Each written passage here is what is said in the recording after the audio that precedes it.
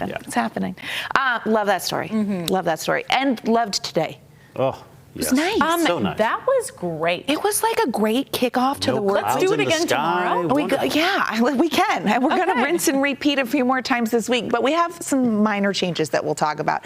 This is what it looked like with that sunset. Meg Roberts sharing that one from Salt Lake City.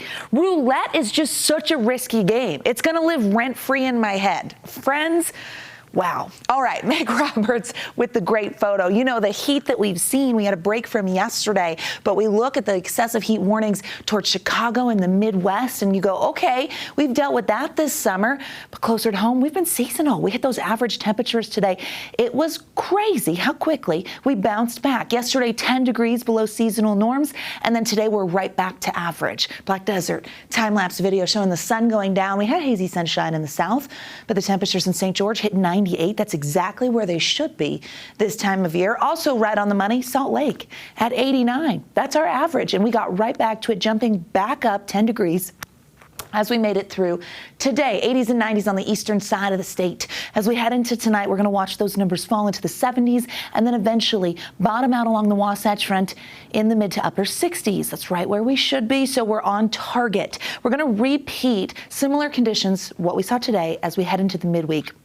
But we add in a little wind. We do have some changes that are brewing, but they're not major, and it's kind of a quiet stretch. American Forks sunset. Hi, Chris. Thank you for sharing that. So gorgeous. Really pretty. You may have noticed some haze out there. Air quality has been positive. We actually have stayed in the clean, minus the ozone, which we see during the heat of the day. Satellite radar shows our southwesterly flow with dry conditions, but we've got a dry cold front tracking towards the Beehive State that will impact us for our Wednesday, and we'll really notice those impacts as we head into Thursday. As we take a look at air quality, those ozone levels for northern Utah will push us into the moderate category, and we're going to stay dry. But we haven't this month, okay? As we've made it through August, we really have seen severe storms with flash flooding, heavy rains, and some of the August precipitation totals to date, well, they tell the story. Over 4 inches. Panguitch Lake, Alta, Loa, Bryce Canyon, close to that in Scipio. A lot of these locations seeing severe thunderstorms in the last few weeks.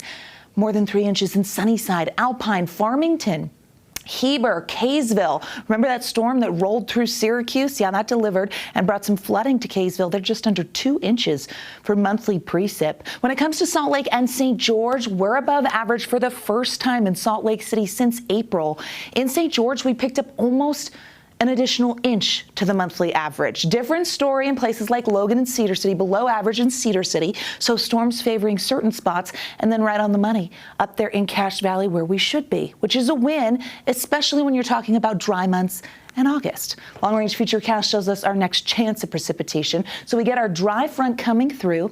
Ahead of the front, we could see an increase in those southwesterly winds that could lead to some elevated fire danger. So we'll be careful. But then we stay dry Thursday, Friday. Here we are into Saturday. You're going to watch as that cloud cover starts to resurface in the southern portion of the state. Slight chance we could see a storm in the south as we get through our Labor Day weekend. And we watch as that cloud cover kind of pushes north. Latest model runs, they trend dry. So there's not a tremendous amount of chance that we see storms, but a slight chance on a holiday weekend when we all want to be out and about is enough to take note and want to stay Utah weather aware. That's why we forewarn you, chance of some storms over in the West Desert. Notice the temperature dip following the front as we head into our Thursday, opening the door for that northwest flow and cooler air to move in. High pressure takes over and we bump right back above average. St. George will do the same, staying close to the upper 90s, getting back into the triple digits here with a quiet pattern ahead. Upper level shows that low that's bringing in the front, increasing breezy conditions. You're going to see that Wednesday, Thursday, some cooler air. Friday, high pressure takes over. We cruise right into Labor Day weekend with that high. Now, as it slides, if it slides to the east, it will open the door for a little bit of moisture to come back, which is why that slight chance stays in the forecast. You're going to see it on the 7-day. All right, 80s for tomorrow, 89 in Salt Lake. If the southwesterly wind is good enough, we could go low 90s, 99 in St. George, 80s and 90s on the eastern side of the state. Looking at that Washington County 7-day, triple digits and a slight chance when it comes to that moisture. Labor Day, a little drier, and then we start to cool. Temperatures moderate just a little bit. There's the Wasatch Front, 80s to 90s. I like Thursday. Mid-80s seems pleasant after that cold front. Slight chance Monday and Tuesday, so Labor Day, and then the day following that we could maybe see some moisture. Okay. I also like Thursday. It's a good day. It's Friday Eve, and it's definitely cooler than the 90s, so I'm good with that. it. Good weather for sports this week. It's the start of the college one. football season.